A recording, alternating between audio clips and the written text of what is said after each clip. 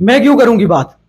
मैं क्यों करूंगी? आप कौन होते हो मुझे बताने वाले कि मैं बात करूं? जिला उपायुक्त और एडीडीसी मिलके और सीएमओ मिलके हमारा ही रिक्रूटमेंट कैंसिल कर रहे हैं। जो जिला उपायुक्त है उनके ऊपर भी आती है और ईडीडीसी रियासी के ऊपर भी आती है कि क्यों आपने ये एग्जाम कैंसिल किया। क्या सिंह नाग जी, आप चेयरपर्सन होके आपकी नाक के तले ये कैसे काम हो रहे हैं?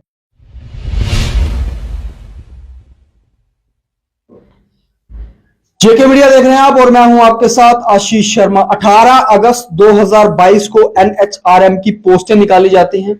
उसके बाद एग्जाम की डेट निकाली जाती है और कुछ दिनों बाद वो एग्जाम की जो डेटें होती हैं वो पोस्टपोन होती जाती हैं और उसके बाद जब वो एक खुशी की लहर उन बच्चों में है जिन्होंने फॉर्म भरे थे, 26 मार्च को वो दिन तय हुआ जब बच्चों ने एग्जाम दिया। एनएचआरएम का खुशी की लहर थी कि अब हमारी नौकरी लग जाएगी, क्योंकि काफी बेरोजगारी हमारे जम्मू कश्मीर में देखने को मिलती है। लेकिन चलो, बच्चों में लहर थी कि अब हमारी नौकरी लग जाएगी, लेकिन नौकरी उनको नहीं मिली। उनके हाथ में जिला उपायुक्त द्वारा एक ऑर्डर थमा दिया जाता था। क्या है वो ऑर्डर?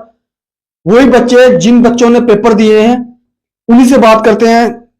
भैया, कहां से हैं और क्या नाम है आपका? जी, सबसे पहले मैं जेके मीडिया का धन्यवाद करूंगा क्योंकि आपने हमें अपना कीमती वक्त दिया है। क्योंकि जब हम कोविड के टाइम पे भी थे सर, आशीष कोहली सर ने हमारे इंटरव्यू जो है जीएमसी गेट के बाहर भी लिए थे। वो जो गाड़ी के नीचे आने वाला इंटरव्यू था वो भी बड़ा हाईलाइट हुआ था, जेके मीडिया पे चला था। उसके बाद एलजी मनोज सिन्हा जी खुद जीएमसी में हमारे पास आए थे।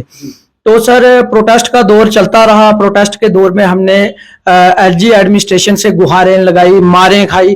तो कहीं ना कहीं जाके एलजी मनोज सिन्हा जी भी दयावान हुए हम पर और उन्होंने सोचा कि इन बच्चों ने क्रूशियल टाइम में, क्रूशियल पीरियड में कंट्री का साथ दिया है और अब हमारा जो है समय बनता है कि हम इन बच्चों के लिए कुछ काम करें। जिसमें उन्होंने हमें मुझे राजभवन बुलाया गया। मैं राजभवन एलजी मनोज सिन्हा जी से जाकर मिला और उन्होंने मुझे बताया कि आपको ये ग्रेस मार्किंग इतने नंबर की दी जाएगी। इवन कि आपके कोविड में जिन भी बच्चों ने काम किया है उनके लिए हर एक डिस्ट्रिक्ट में जो है पोस्टें क्रिएट की जाएंगी। हर एक डिस्ट्रिक्ट में वो बच्चे फॉर्म लगाएंगे। अगर मेरिट में फॉल करेंगे तो वो भी अपने फ्यूचर के लिए आगे जो है अपने सुनहरे भविष्य की कल्पना कर सकते हैं। तो मैं बताना चाहूंगा कि तब हम जब प्रोटेस्ट का दौर चल रहा था तो सर हमें कुछ आसार नहीं दिखे। हमें मजबूर होके एमडी एनएचएम के ऑफिस में 7 दिन के लिए अपना प्रोटेस्ट डे नाइट रखना पड़ा। इवन कि हम खाना भी वहीं पे बनाते थे और उधर ही सोते थे रात को। तो हमारे जो उस टाइम के प्रीवियस एमडी थे यासीन चौधरी आईएएस साहब, उन्होंने ये लेटर जो था मुझे दिया अपने हाथ से निकाल के और एक कॉपी एलजी मनोज सिन्हा जी को दी, इस लेटर की कॉपी।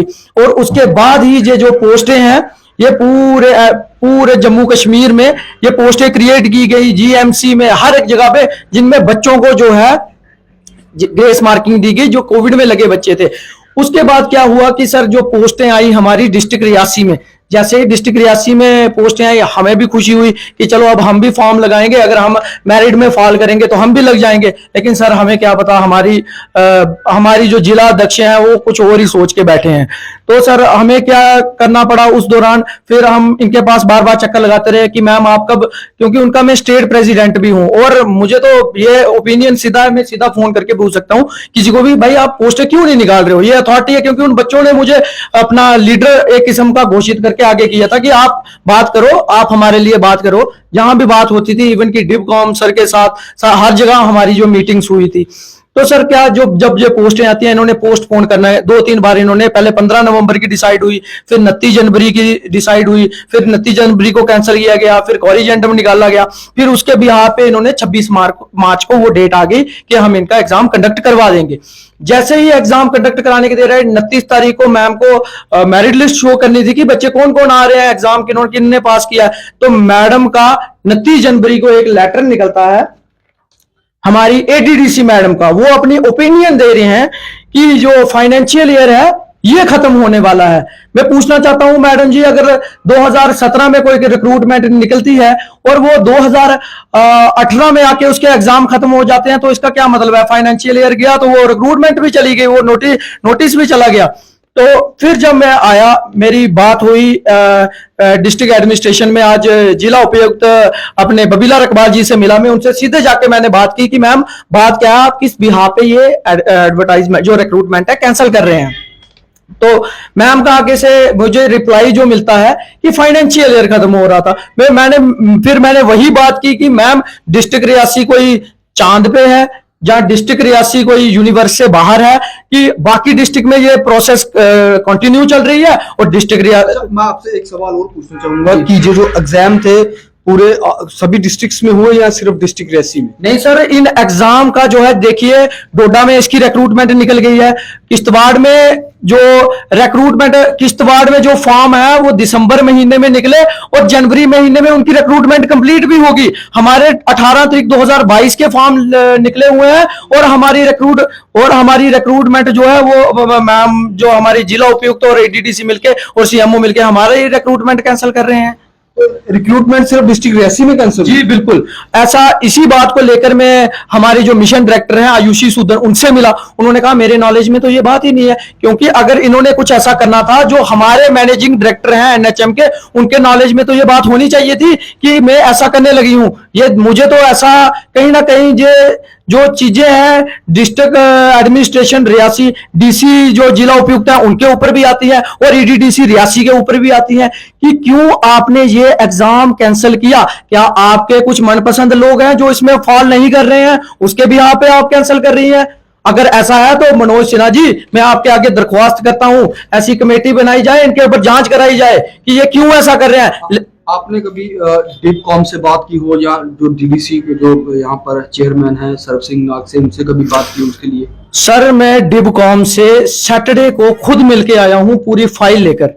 डिबकॉम सर ने मुझसे फाइल ली, उन्होंने कहा ये ऐसा क्यों कर रहे हैं, मैं उनसे खुद बात करता हूं। वही बात जाके मैं आज डीसी मैडम से करता हूं कि मैम आप डिबकॉम सर के पास ऑलरेडी ये मैटर है, आप उनसे बात कीजिए, उनकी ओपिनियन लीजिए, क्या करना ऐसा सही है या गलत है। मैं क्यों करूंगी बात, मैं क्यों करूंगी? आप कौन होते हो मुझे बताने वाले कि मैं बात करूं? मतलब ये क्या, ये अजीब डिक्टेटरशिप है कि आप डिविजनल कमिश्नर के नीचे ये अपना डीसी रियासी मैडम बैठी हुई है और डिबकॉम सर के कोई नहीं पूछना चाहती कि ऐसा मैं युवाओं के भविष्य के साथ खिलवाड़ कर रही हूं और मैं उनको ही नहीं पूछूंगी। मैं एलजी मनोज सिन्हा से गुहार लगाना चाहूंगा, एलजी साहब आप तो बड़े बड़े वादे करते हैं, युवाओं के उज्जवल भविष्य की बातें करते हैं, लेकिन आपकी नीचे बैठी एडमिनिस्ट्रेशन अगर ऐसे काम करेगी तो युवा तो मेंटली फ्रस्ट्रेट है। हम तो ये तो मैं तो इतना तक कहना चाहता हूं, ये अबेटमेंट ऑफ सुसाइड का केस बनता है। ये हमें प्रेरित कर रहे हैं कि आप जो है सुसाइड करिए, आप मरिए। जहां आप ये ऐसे काम करेंगे हम रोडों पे उतरेंगे तो पुलिस हमें उठाएगी, हमें मारेगी और मसले बनते रहेंगे जम्मू कश्मीर में।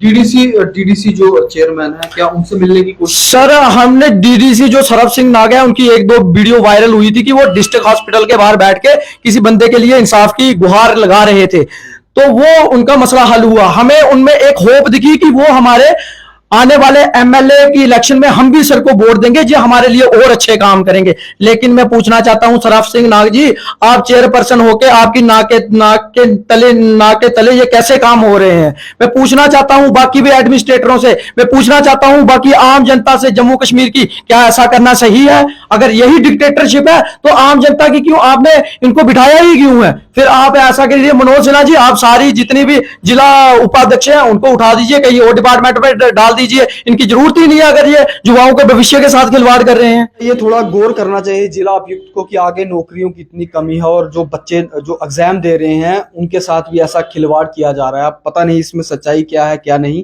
बच्चों का कुछ सोचिए, उनके भविष्य के साथ ऐसा खिलवाड़ ना कीजिए। मुझे दीजिए इजाजत, मैं आशीष शर्मा, जेके मीडिया, कटरा से।